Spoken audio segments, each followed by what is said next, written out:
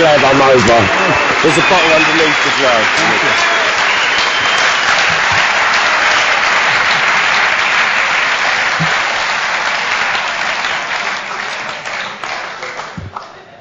Hi, everybody. My name's Earl, and I'm an addict. Cheers. Oh, man. Thank you. I feel very welcome. Really, to be perfectly honest, I feel welcomed I'm overwhelmed emotionally by the welcome I've gotten here. I left Los Angeles Tuesday afternoon, and I haven't slept much since. The jet lag thing I have not kicked over. Apparently I am defiant to my core. So I've been kind of living like a vampire since I got here. I was talking to a guy earlier, and I said, I feel like I'm going to faint. So if I do, there's some water up here. Just splash it in my face, and I'll get up and keep going.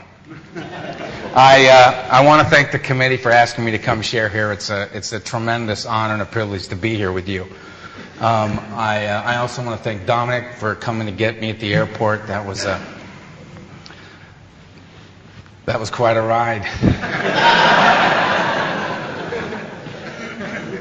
And I want to thank Steve for his hospitality, and Chris for all the correspondence, and everybody that's been emailing. I've been enjoying you long before I got here. I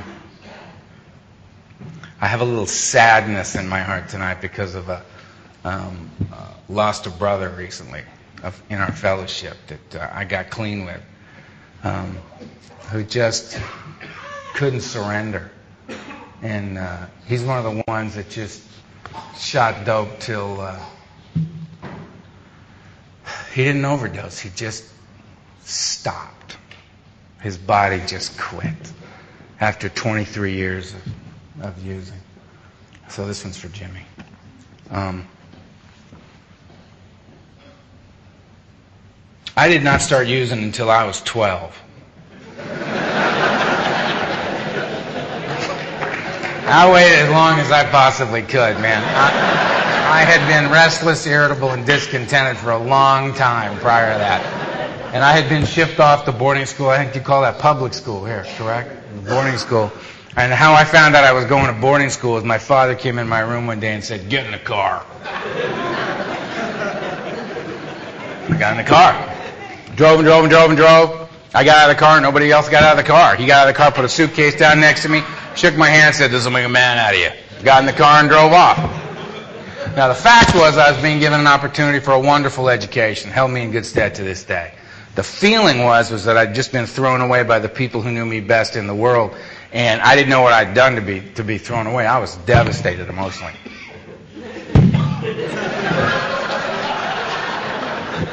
Balance is the key, man. You gotta. And I'm real raw. I don't know what's gonna come out of my mouth tonight. Just in a safe place, my kind. So, I want to get sober fast. So I met Tiny. Every high school's got a guy named Tiny, right? He found me. Said, "How you doing, punk?" Slapped me in the back of the head, sent me and my books flying. I got up and walked over and hit Tiny as hard as I could, which had no effect on Tiny. He was about 100. I was 5 feet tall, 12 years old, 104 pounds. I mean, I was afraid of everything and everybody, right?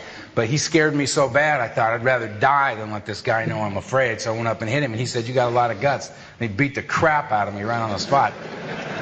And as I'm taking this beating, I'm thinking this is going pretty good. Because he had said, "You got a lot of guts, kid." And my violence had masked my fear. That was my first tool for living. When frightened, attack. So I took my beating, went back to my room, sitting around waiting for the bleeding to stop, and the cool guy, it's word spread across this campus in like 30 minutes. Watch out for this little Hightower kid. He's a maniac. He attacked Tiny. So now I got a rep that's got nothing to do with who I am. I'm a frightened child. But the cool guys started coming around, and that was the beginning for me, man. Matt stuck his head in my dorm room, and he said, "Hey, you want to smoke a joint?" And I said, "Yes, I do."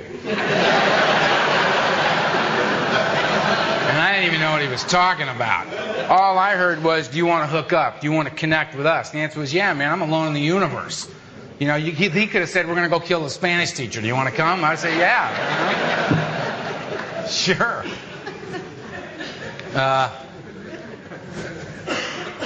So me and Matt and Steve went behind the dorm. Cheap container, a little Tupperware container full of cheap red wine and a joint. He fired up the joint. I just did what he did. I took a hit and that burned my lungs. I thought, that's nasty, man. And then this wine, I mean, cheap, no grapes involved wine. You know what I mean? I took a long pull on the Mad Dog, right? And that just burned my stomach. Right? I thought, this is terrible, man. I got knots on my head, my family. I mean, a week ago, I was fine. You know, at this rate, I'm going to be dead by next Tuesday. This is not going well. And it happened. That thing that makes me bodily different from my fellows occurred. And suddenly I was comfortable standing where I was standing, doing what I was doing with the people I was doing it with. And I had never felt like that before in my life. You know what I mean? The knots went away. I wasn't scared anymore. I love the effect produced by alcohol and drugs.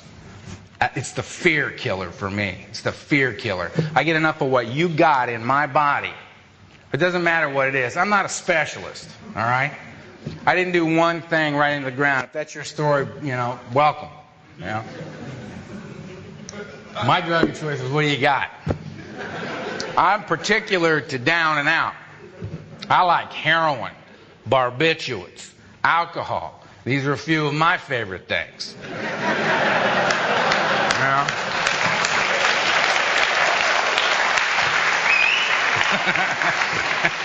But if you don't have any, I'll take a big bag of the cocaine, please. You know, we can't go down, let's go up. Right? I mean, my idea of a good night is sitting around checking my pulse. You know what I mean? The way I do things, I don't need a woman.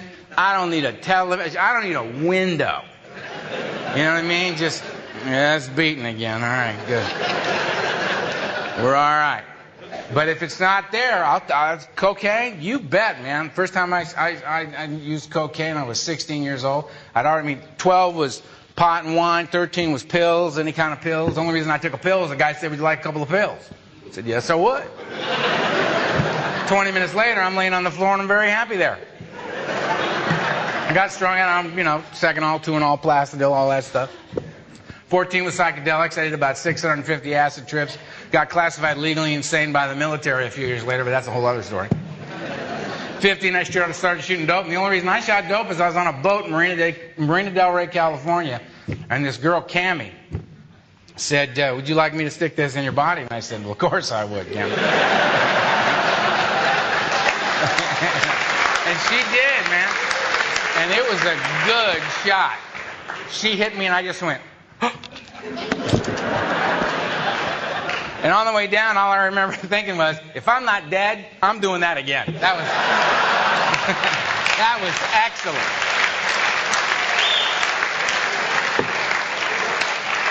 '16, I started going to the nut house. They signed me up for 3 years of 3 months of observation and a year of rehabilitation. I thought that was a little excessive. Kept trying to escape and I couldn't because they got those 3 cups of pills a day and the shot if you act out, right? My treatment plan was to act out a different way every day so I could get the shot, right? So I'm shuffling around in this joint. You got them here, the green exit signs. They had them in there, green, and I thought, that's it. They got it down to one word for me. That's what I want to do. Exit. And I devised my escape from the nut house. Yeah, it's a very well planned out thing. I used this woman named Kilday as my diversion. Kilday was nuts. And all you had to do to flip her out was just say, hey, Kilday, how you doing? Kilday. So I flipped out Kilday, and she went off flying off that way, and I'm sitting there, you know, my little 3 cups of pills a day in that joint, ready, go!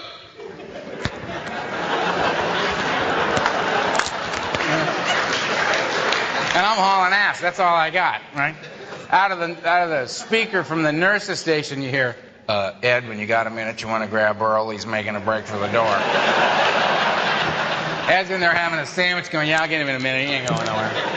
I got the arms working. No, it's the Thorazine, man. Thorazine shuffle. You got two speeds, slow and stop. Finally got out of there, got thrown in the nut house again, escaped the first day, because that's my tools for living, man. You know, you got to have this information. My tools for living were drugs, alcohol, violence, and run. And if you're going to get thrown in the nut house, you got to get out before they get the Thors in, and you're leaving when they say.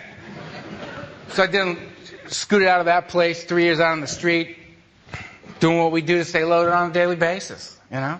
I mean, I'm not a bad guy or tough guy. I just do what I got to do. Because I'm a self-centered, frightened, addict alcoholic. That's who I am.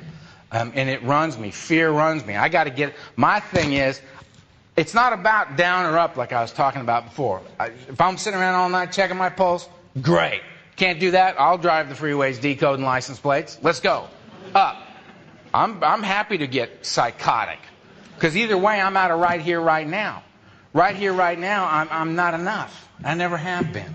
Right? I compare my insides to your outsides, and I lose every time. Sorry. I have a sponsor who says, however long I manage to stay sober, I should never be left unattended.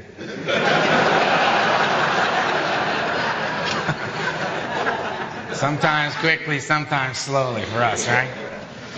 Anyway, I got to get out of right here, right now.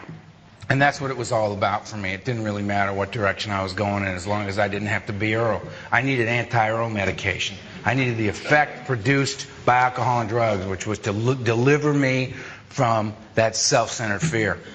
And my world got smaller and smaller and smaller. A lot of things happened along the way. A lot of things happened along the way that happened to us. The feds had me for 30 years when I was 19 years old. And the only reason I didn't do it, and in federal time you do it all. The only reason I didn't do it is because they screwed up. Had nothing to do with me being a slick dope fiend, you know, and getting my legal team together, you know what I mean? You know, they screwed up, so I walked on it. I've been getting out about it now. A lot of life since then. 21 years old, I got diagnosed with malignant cancer. I flew back into LA, and they did major surgery on my upper back. They prepared me to die, prepared my family for me to die. But I was using so hard, I was starting to overdose quite a bit. And I remember looking at them and thinking, you don't even know who you're talking to. The way I'm using, that comes up like twice a week, you know, the possibility of dying. And they did the surgery and all. I'm a long-term cancer survivor. I beat it. The reason I beat it is I went into the nuclear medicine program, and they were shooting me full of all this stuff. This is back in the 70s. And I didn't like the buzz I was getting off the nuclear medicine thing. So I quit and just went home and got loaded the way I got loaded. And I believe to this day that my body had become so toxic, cancer could not live in my body. That's what happened. And I beat the cancer thing. I was in a plane crash. Whole family got killed but me. Woke up on a mountain in Mexico. Mother, father, little sister laying on the ground, bled to death right in front of me. I broke everything. Skull, back, leg, arms. Everything. I couldn't move anything but my right arm. And I renounced God right there. And you as well. I had no love of God, and I had no love of you at all. I'd always been afraid of you. And I was out right there. November 6, 1974. I was out. And they got me down off the mountain. Finally, they tagged me dead. They finally took me to a hospital in Los Mochis, Mexico. And they got my name, and that brought the federales. And the federales interrogated me through an interpreter for 3.5 days. Didn't give me anything for pain. Wanted to know what I was doing back in Mexico, which is another story we don't need to get into here, but I wasn't welcome. And I finally called up a buddy of mine who flew in a plane, called the family in Mexico City that flew in the plane that smuggled me out of Mexico and got me to a hospital in Southern California. I spent a long time in there, and I came out of there just nuts, strung out on Demerol. Because you know how to, when you got a story like that, you can work the nurses, you know. I was getting maximum shots of Demerol every 3 hours around the clock. I came out of there with a good habit already going. And I hit the ground, and I used for another 6 years. And I'm not a guy with an anchor. I'd never been a guy with an anchor. At that point in my life, my family was dead. I had no friends, I didn't have a career to hold it together for. I didn't have a family to hold it together for. I didn't have hopes or dreams to hold it together for. I was an addict. I was an alcoholic. And I had a head full of pictures that just were driving me into madness, and I knew I couldn't survive it. So I was just going to drink and use until I died. And you want to live your life, live your life. I'm living my life this way. There is no God. There's no such thing as loving and being loved. I'm unwilling to do it. The people that I love died. I'm not doing it. I'm out of the game of life. And I remember 2 years before I got clean, I was in my second detox. And my kind of detox was, there's this little bootleg sanitarium in Hollywood, California, where you'd go in and you'd give them your wallet and your gun, your car keys, and your big bottle of Valium, and $150 cash. And you give them the cash, and they take you in, they strap you to a gurney and shoot you full of anticonvulsants and let you rock. And at the end of 72 hours, they just send you home or to the morgue, and they didn't really care which way you went. They got their money. And you'd kick like a dog. And second time I did it, I remember I was laying on there, and it was just ugly. It was ugly. And I reintroduced myself to this God I had renounced. And I said, you know what, you get me out of this sane and alive, and I will never, ever drink or use again as long as I live. And I meant that with every fiber of my being. I meant that as much as I'd ever meant anything in my life. And when they unstrapped me off that gurney, and then I went out to my car, and I got in my car, and I went out and I drank and used for 2 more years. Because I could not stop drinking and using. Couldn't stop. And the madness was winning. By the time I got sober, I was 28 years old. I was 215 pounds. I had hair out like this and a beard like this. I was psychotic, and I don't use the term loosely. I could not distinguish between the true and the false, like the book says. I was yellow. My heart was swollen. My thyroid was shut down. I couldn't touch my kidneys or my liver. Family was dead. Had no friends. They were deciding whether or not to charge me with attempted murder again. I'd been stabbed twice, shot at. The violence in my life had been insane. And I'm just a nice little white boy from the West Side. You know what I mean? But I was dancing with the beast, man. The beast had me. And I had no tools for living that worked. Both my hands were broken. I came out of my last blackout, and I had what they call in recovery a moment of clarity. And what clarity was for me is I got to see my life as it was for just a second. That God didn't do this to me. My father didn't do this to me. The feds didn't do this to me. Right? Interpol did not do this to me. Right? This was on me.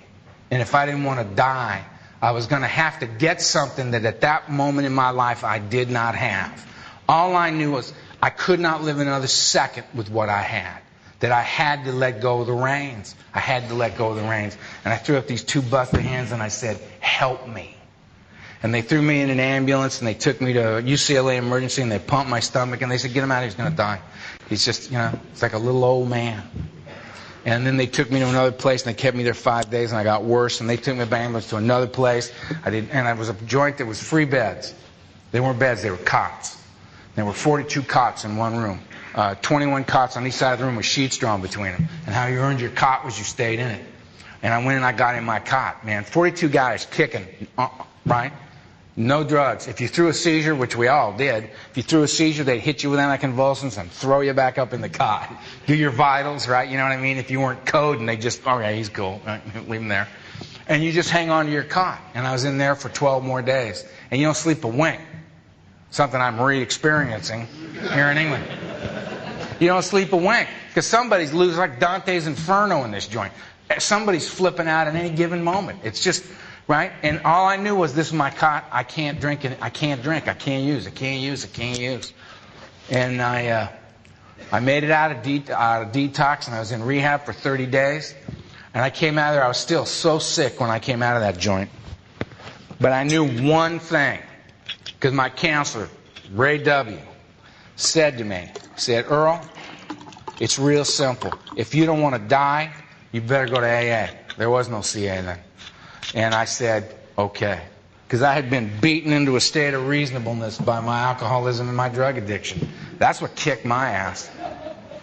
And so I ended up on a Friday night in the basement of a church, 8:30 p.m. meeting, and I walked in the back, and I had kicked I'd been, I was like 48 days clean, but I was crazy. What I didn't understand, and no way I could have understood, was that I knew I was an alcoholic, but I didn't know what alcoholism was. I didn't know what addiction was. I didn't know I suffered from an allergy of the body and an obsession of the mind. And that the obsession of my mind was the greater aspect of my disease. Because when I kicked, I felt better. Apparently we're on the right track here. That's what you do. You kick, right? But I had to learn this is not about stopping. This is not about stopping using. That's not what this is about. It's about how do I stay stopped. Because I stopped 1,000 times, man. Every time my head would go for the table, I'd say, this has got to stop. But every time my head came back up off the table, right, I had a whole new agenda. Because my body was talking. The physical phenomenon of craving was chewing on me. And I was thinking I was making a decision to use, but I wasn't making a decision to use because I had lost the power of choice. The beast is smooth, man. The beast is smooth. I used to think you'd be standing around in a meeting when I read that part about no human defense. Well, that's great news, right? I'd be standing in a meeting with a commitment, sweeping up after a meeting, with sponsors standing right over there, and all of a sudden my head would just go, drink! And I just drop the mop and, well, fuck it, there you go. Sorry, my turn, right? And I just go and get drunk. And if I get drunk, I head downtown. It's going to go bad, fast. But it's not like that. The beast is smooth. The beast is, how you doing? I'm sweeping up in the meeting. I got a commitment. How you doing? Earl, you seem very, very tense. And you know what? You're a lovely person. I don't know what it is, man. It's like you got a bullseye on. People walking around all day just treating you like shit. I don't understand why anybody does this to you, because you're a lovely person. You know, it's a cruel, ugly world, Earl, and I can see that it's got you very, very stressed out. And if I'm not mistaken, that's a medicinal issue. That's a medical issue.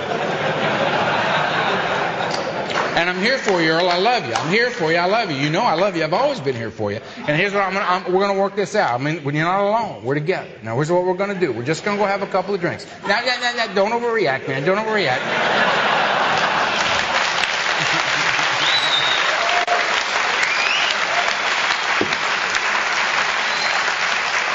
Just you and me, man. Just you and me. We're going to unwind that spring. We're going to unwind that spring. We're going to work our way through this because I'm here for you. I love you. You know that, don't you? I love you. Okay? And let's just keep this between you and me. Your sponsor's looking. Your sponsor's looking. Smile and wave at him. Smile and wave at him. Very good. Very good. And I'm standing there like, yeah.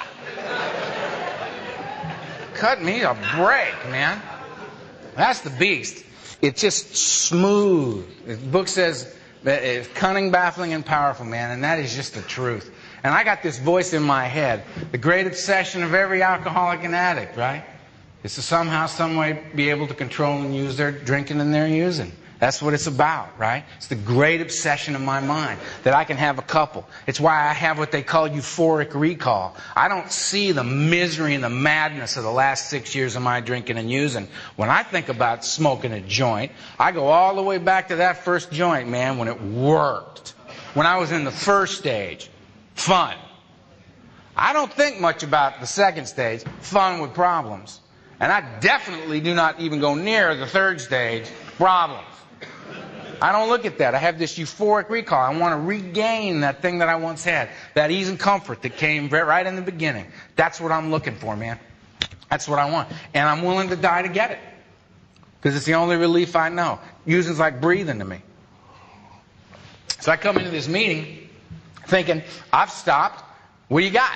Now, I didn't come here because I wanted what you had. I came here because I could no longer live with what I had. I knew nothing about what you had, but that did not... I am contempt prior to investigation. I had great contempt for AA, having never been there. I knew about that place, that A&A place. I knew about those people. Sad, pathetic sheep. Couldn't pull it together. But they said go or die, so okay, I'll check it out. I'm sitting in the back, but I still got my mind working. My mind has not recovered at all. I've stopped, but I don't know anything about staying stopped. That's the deal around here. Find a way to stay stopped. And the only way a guy like me is going to stay stopped is if I can be relieved of the obsession of the mind. I can't walk around with that beast whispering at me all the time, doing my newcomer mantra, man. How you doing? Fine. How you doing? Fine.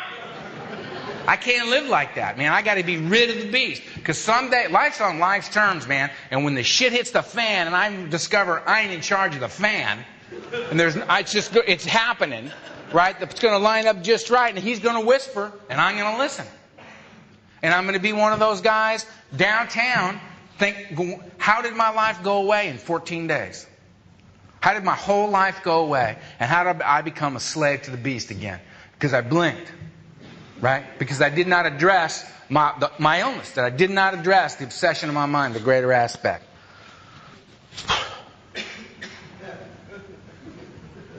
You didn't see it, but I was here, I wasn't here, and then I was back.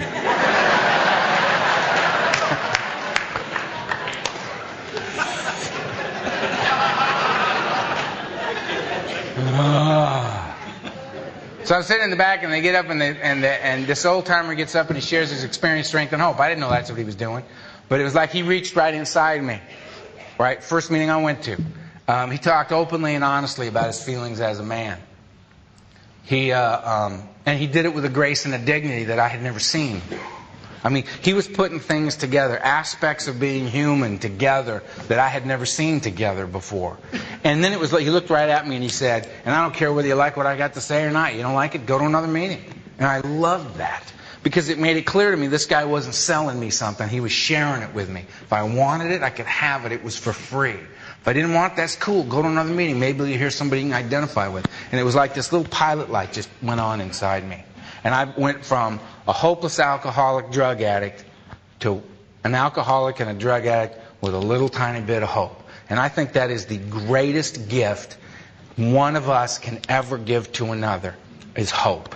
I mean, if you're of the hopeless variety, man, you know what I'm talking about. That to have hope that maybe somehow, some way, not that you could live a good, meaningful life, but just that you don't have to go back into the madness anymore. You don't have to dance with that beast ever again, one day at a time. So I cried all the way home and paced in my little one-room apartment, right? So I got my hour's sleep I was getting by then. He got up and went to work so I could get tired enough to go to a meeting and sit and try to listen, try to retain some of the stuff. I couldn't retain anything. And they said, get a sponsor. And I said, what's a sponsor? And they said, a sponsor is somebody who's got what you want. And I said, well, I would like to use. We're going to be honest around. That's what I would like to use. So maybe it's a little early to be throwing the ball back in my court. And I have since come to believe that I want a sponsor who's got what he wants. That's a pretty good definition of happiness, wanting what you've got. And this guy, and I found this guy, the Magic Man. I mean, the late great Donald Madden. And he was bigger than life. And he was passionate. And that's what I wanted. I wanted to feel strongly about something again. I was dead inside. There was nothing going on inside me. I couldn't feel anything. And he was so alive. And he wasn't afraid to say, this recovery matters to me. And I went to him and I said, will you sponsor me? And he said, yeah, I'll sponsor you. And you don't have to like what I tell you. And you don't have to think it's a good idea. You just have to do it. And I thought, fair enough. Right? So we went to a meeting and he said, they make 550 cups of coffee in this meeting every Friday night. You're going to make them for the next year. And I said, what any self-respecting newcomer would say. I said, fuck you.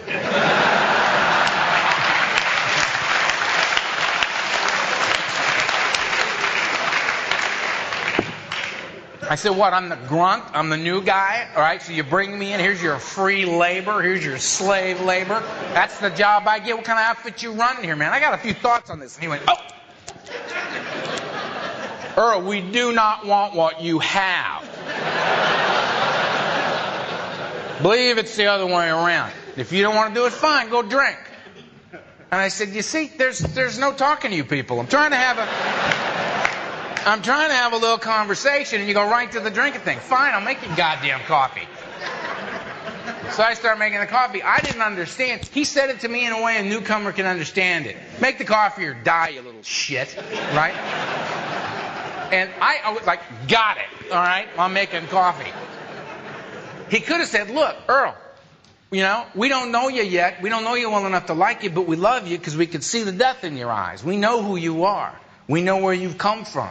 And we're going to do everything we can for you. And right off the bat, we're going to give you one of the coolest things we can give you in the fellowship. We're going to give you the opportunity to be of service, to get out of self and be of service to someone else. We've been around you just a little while, Earl, but we recognize you've probably never thought about anybody but yourself your entire life.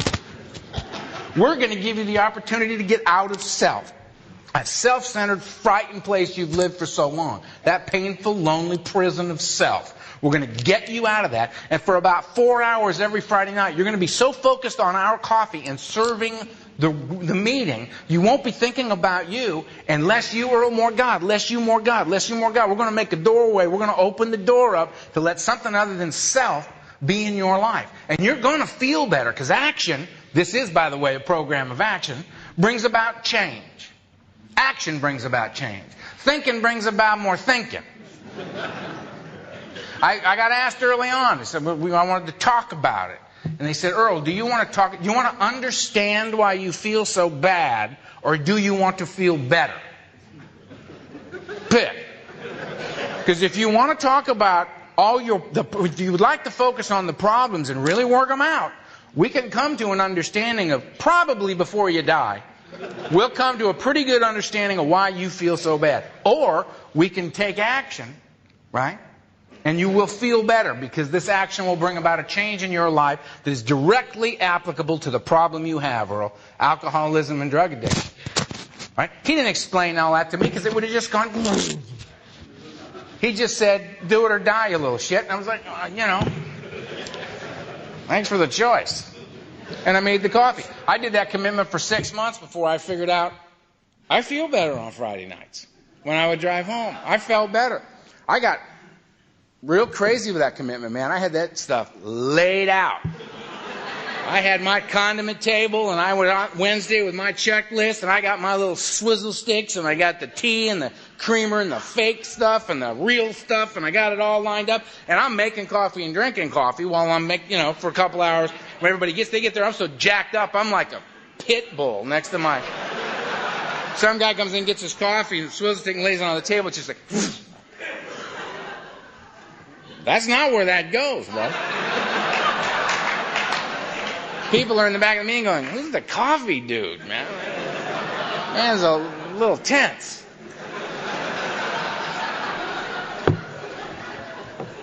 Always a little tense. And I got through, and I mean, by the time, look, here's the deal, as far as I'm concerned.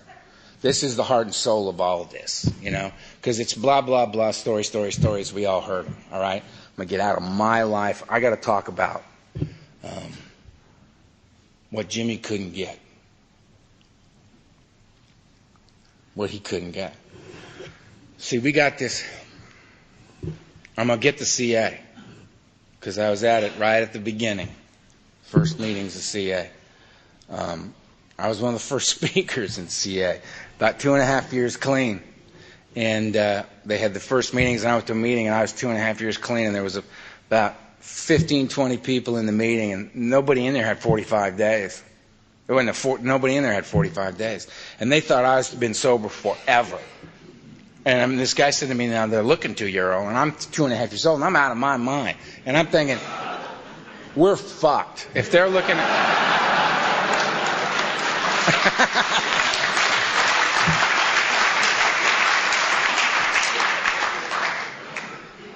And the funny part is, my sponsor thought it was all real funny because he knew. I had no idea what I had yet because I didn't know. I hadn't been at the podium. You know what I mean? I didn't say anything to anybody for the first couple years I was here.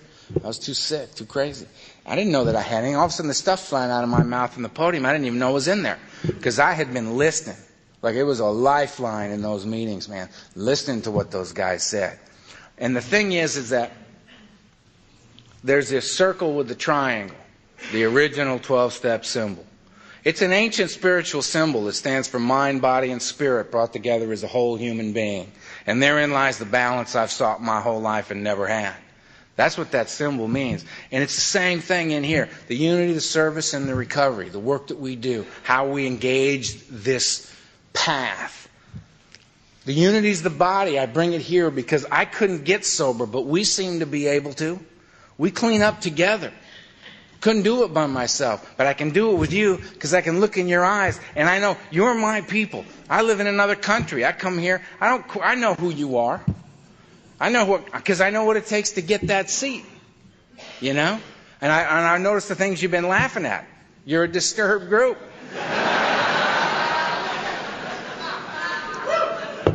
Just like me. The unity is the body. I bring it here. I have to be with my people. So I go to regular meetings regularly. In my town, you can go to a meeting every night for 10 years and never go to the same meeting twice. And when you go out and use and die, no one will say, where's Ed? Where's Earl? Where's Patty? Where's Louie? They won't say that because no one will know you. I will have not become a part of the fellowship. I go to regular meetings regularly. There are 3 meetings a week I go to that I'm at every week. And those people know me on a consistent, ongoing basis. They've become family for me. They're the ones that I can go to. I can walk in the door and they say, how you doing? I say, fine. I say, get over here. Because they know I'm lying. Right there. They know me well enough to call me on it. And they've earned the right in my life to do that to me. They've earned it. To step up to me and say, you seem to be unusually full of shit today, Earl. Would you like to talk about it?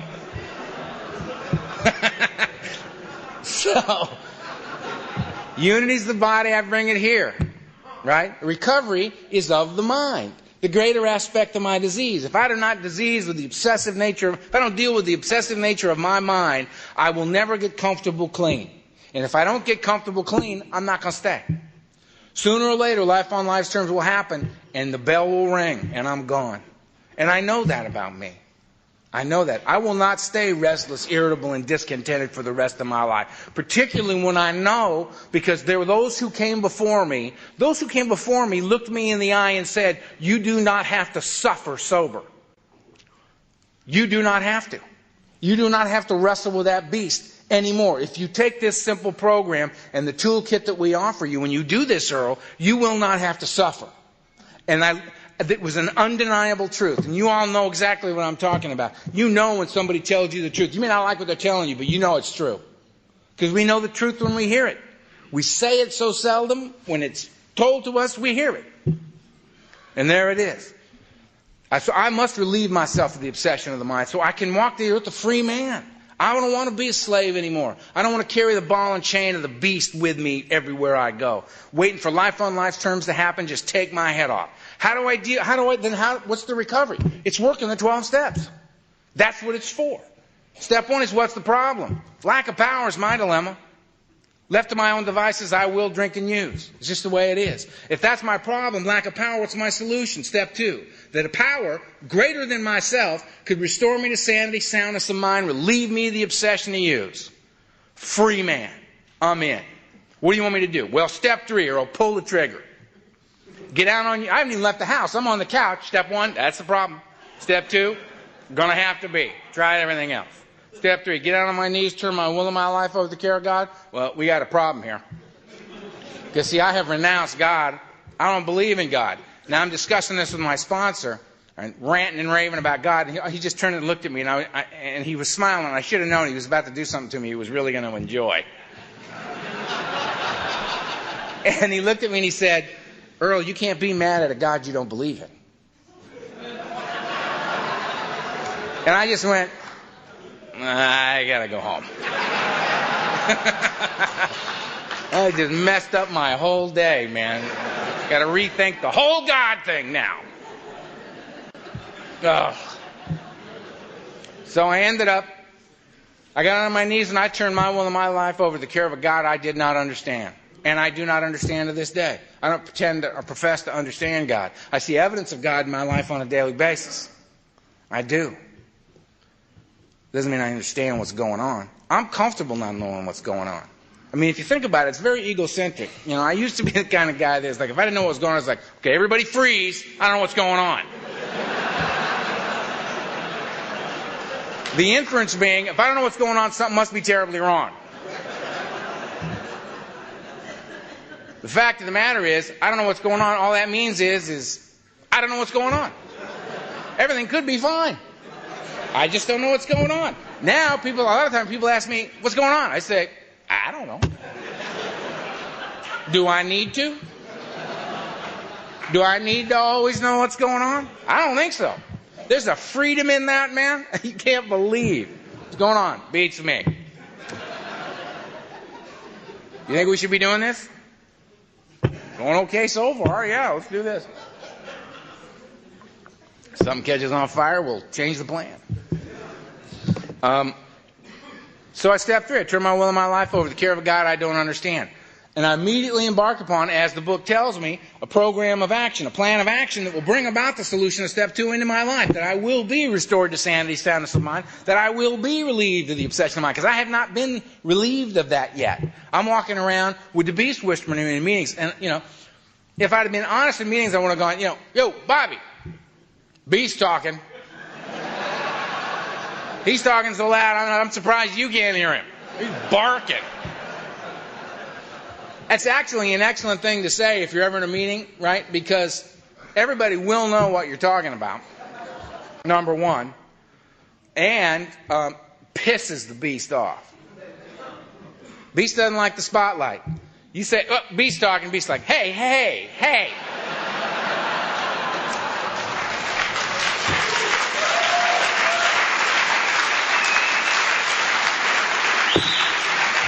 I thought we were having a private conversation. If you're going to act like this, I'm just going to have to bow out.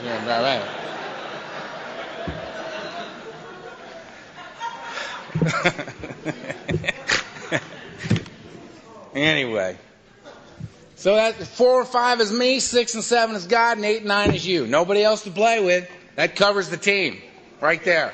4 and 5, I'm going to talk about it in the morning, so I'm not going to get real into it. But 4 and 5, I swallow large chunks of truth about myself. Right? Because this isn't about, there's barriers between me and you and me and God. And I put them there.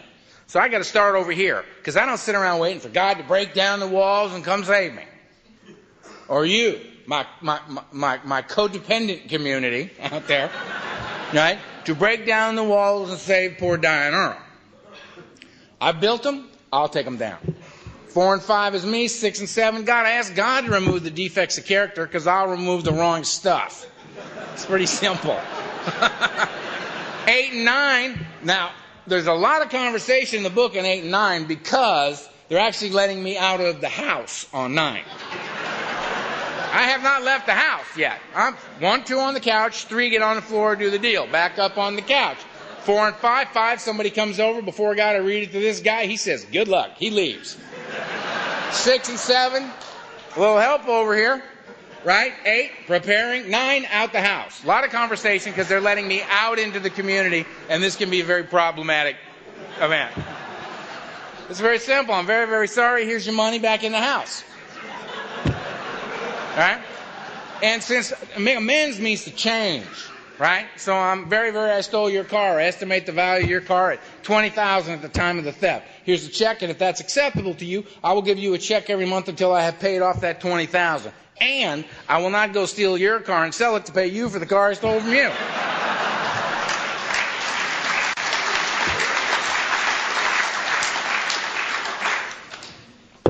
So, 10, 11, and 12, same thing. Keep me in the game. 10 me, 11 God, 12 you. I continue to take personal inventory, and when wrong, promptly admit it, because I just scratched the surface. See, when I remember being new and thinking, okay, you got 12 steps? All right. Let's see, 1, 12. All right, I got that. What else you got? We got to do those. I just did. Lovely. What else you got? I didn't know. I didn't know there's worlds within worlds there. I didn't know that it opens you up. I didn't know that the action of taking the 12 steps brings about change. And that change would give me a new perspective, a new way of looking at the world, a new way of being with myself, of being with God, of being with others. And that when I would come back to step 1, see, you don't have to worry about doing the steps over and over and over and over again. Nobody does the same steps over and over and over and over and over again. Nobody. Can't be done. It can't be done. Because you work through those 12 steps, that will bring about a change. It will affect a change in you as a human being. You come back to step one, you're looking at it from another angle. It's a whole new step.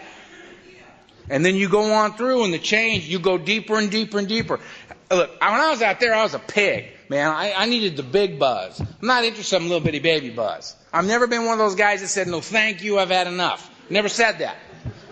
If there's a buzz in here, I want the big buzz. I want the big buzz. I want to look out of my skull from a different angle. I want the light. I want to be free. I want to be free. And the only way that's going to happen is if I get to business. I got to take actions. I got to chop the wood and carry the water of recovery. That's what I got to do. So what are you doing? I'm picking this water up, and I'm going to carry it over there and drop it in that tub. Then I'm going to pick up that water. I'm going to bring it over here and drop it in this tub. And what are you going to do again? I'm going to repeat that. That sounds terrible, doesn't it? Chop the wood and carry it. Okay, what are you doing? I'm chopping the wood, carrying the water. How's the sobriety day? It's a miracle. It's lovely. It ain't like that. Contempt prior to investigation. The only thing that will keep a man in everlasting ignorance is contempt prior to investigation. Herbert Spencer. I'm a 3rd edition guy. What's that? Page 576, something like that. Second appendice, spiritual experience, end of it. That's where it is. All right? I had to read that over and over and over and over again. Got it. Don't got it. Got it. Don't got it. So I worked. I do that. 10, me, 11. God, I seek God. Action step. Through prayer and meditation. What do I pray for? Knowledge of His will for me and the power to carry that out. Why do I meditate? To quiet my mind so that when the answers come, I can hear them. Because the answers come in the form of a feeling. We all have a moral compass, a moral psychology. I'm not into right and wrong. That's just not my thing. I'm into actions that are beneficial to self and others, and actions that are harmful to self and others. And I know the difference between those things. In my soul, inside me. And if I sit and I be still and I be quiet, I can come to those answers, right? That are given to me by something beyond self. Something beyond self. And I can take the action that is beneficial for self and others in my life. Because that's what I want to, that's what I aspire to. It's not who I am, it's what I aspire to. And I'm doing okay. I've only been clean 23 years. I got work to do. Because I've seen along the way that it gets better and better and better. I've had some horrible days sober. But I've had 23 wonderful years. Because the process of life and the process of recovery have become the same for me. A process, neither of which was ever available to me until I came to you. The recovering people. The ones who would take somebody who was of absolutely no value to himself or anybody else on the planet and extend the hand and say, just do this with us. We won't tell you, we'll show you. We will show you. And you did. So unity is the body, I bring it here. Must be with my fellows. Unity, the recoveries of the mind, the 12 steps. Step 12, having had a spiritual awakening, is the result of working these steps. Having been restored to sanity, relieved of the obsession to drink and use, I can work the third side of the triangle, the spiritual service. How can I help? So I don't come to meetings anymore to see what you got for me. I come to meetings looking for the opportunity, the buzz, the big buzz, of being able to be of service to you. Not because I'm a good guy. Because I don't want to die drunk. I don't want to die with a needle in my arm. I don't want to die with blistered lips and a crack pipe in my hand. I don't want to die like that. I want to walk the earth a free man. And this is the way that I can. This goes so far past not drinking and using. It's unbelievable. It is a design for living. There's a buzz. The only reason any of us stay a long time is because there's a buzz here that beats any buzz out there. It's where you can wake up at any moment.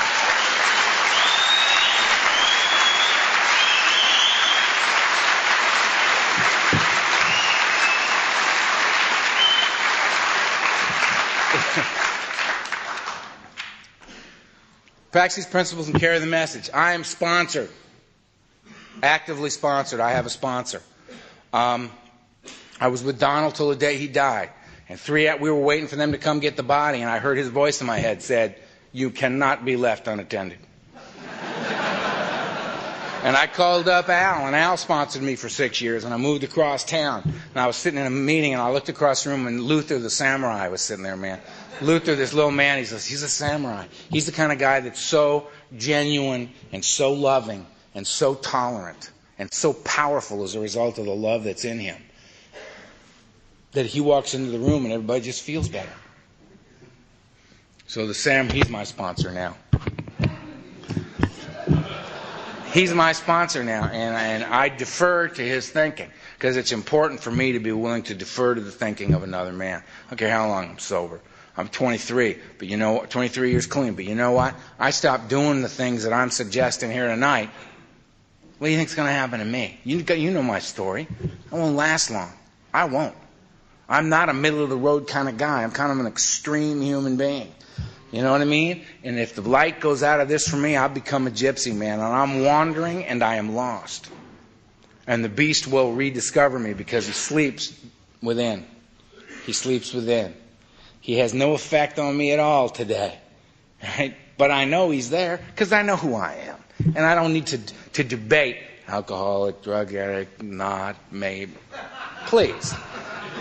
The evidence is clear. You know? So service. I'm of service. And my life today is a remarkable thing. We've been laughing and stuff in here. You know, the healing laughter. Being together. That we have purpose and we have value now. And I did not have that when I got here. This kind of life I got. I'm married. I'm married to a remarkable woman. She's part of the redemption of my life. Because she has pieces of humanity that I do not have. She does, right? So I learn from her. And I have pieces that she doesn't have, right? And we grow. We've been together almost 6 years. She's remarkable. I mean, the fact that I'm married at all is amazing, right? But I'm married to somebody I actually know.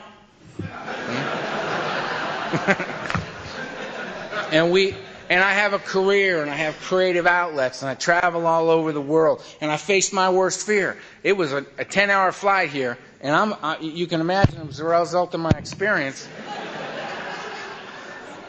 I hate to fly. I'm a terrified flyer. The plane goes bump, man, bad pictures come into my head. And I get terrified. I get absolutely terrified when I fly. I never sleep on a plane. It's just a horrible experience for me. But I also, to balance that in my life, I know when I get on a plane, I know I'm willing to go to any lengths to stay sober. Because I will get on a plane and I will face my worst fear, and I will go anywhere that I am asked when it comes from people like you. I will.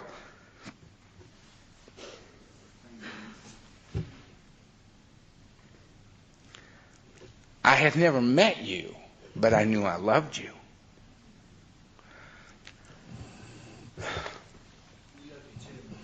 The thing I could not do, the thing on that mountain in Mexico was, I swore I would never love another human being again as long as I lived. And there's no way I'm ever going to tell you who I am. So you can't love me, because I won't tell you who I am. I won't do it.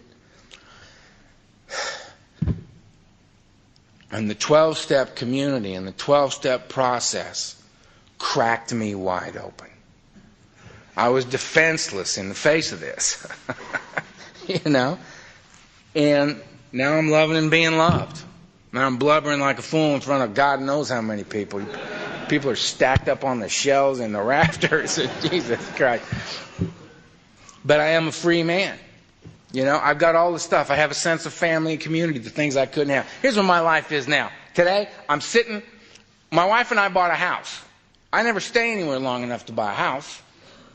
Got a house. And we move in. Nice little Spanish house. Very cool. Got neighbors. They have no idea. I'm shaking hands over the fence. How you doing? Everybody got a front lawn. Front lawns. Looking down the block. Beautiful lawns. Right? I think, I gotta water this or something. You know, because that's how do you spot the attic? The dead lawn, right? Nice lawn, nice lawn, nice lawn, attic. Nice lawn, nice lawn, nice. So I gotta water this lawn, right? So I get the hose out, and I got the hose, and I'm watering the lawn, right? I'm throwing the water around. I don't know what's going on here.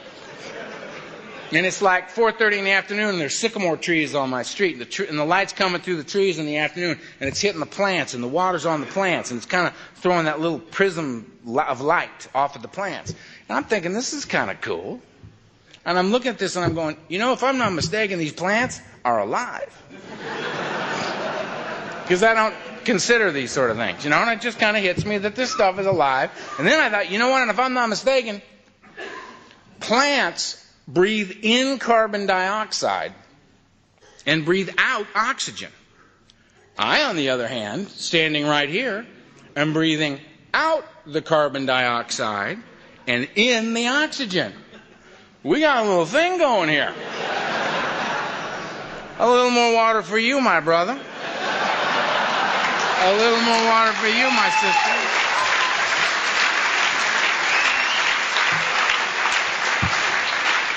I'm catching a buzz. Now, a car drives by, sees man on lawn watering plants. That ain't what's happening.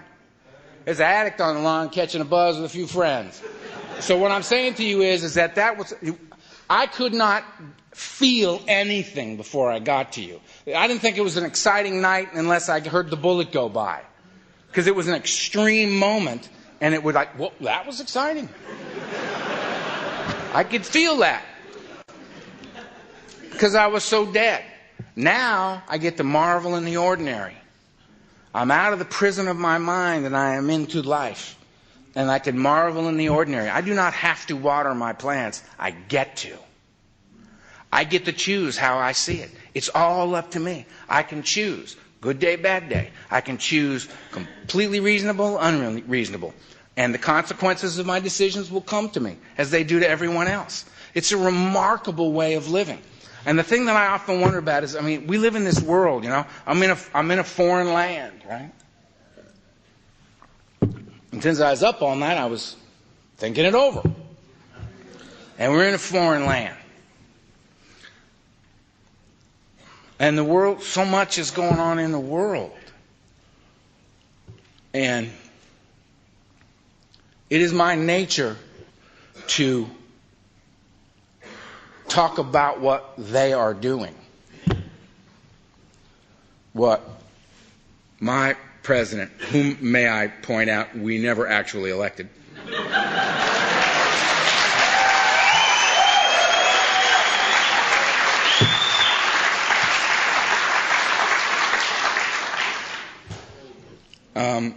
What they are doing, what are they doing? And I think, why should I worry about what they're doing? What am I doing? I have access to one of the most remarkable spiritual paths moving across this planet today. I'm a part of a fellowship. What I can do is I can be peace. What I can do is I can speak peace.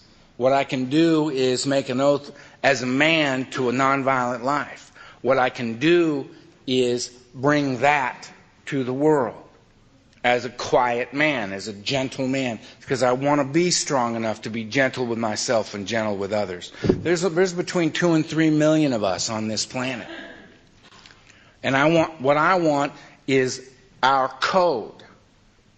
I want to demonstrate our code. I don't need to run around outside going, hey, alcoholic drug addict, we got this code.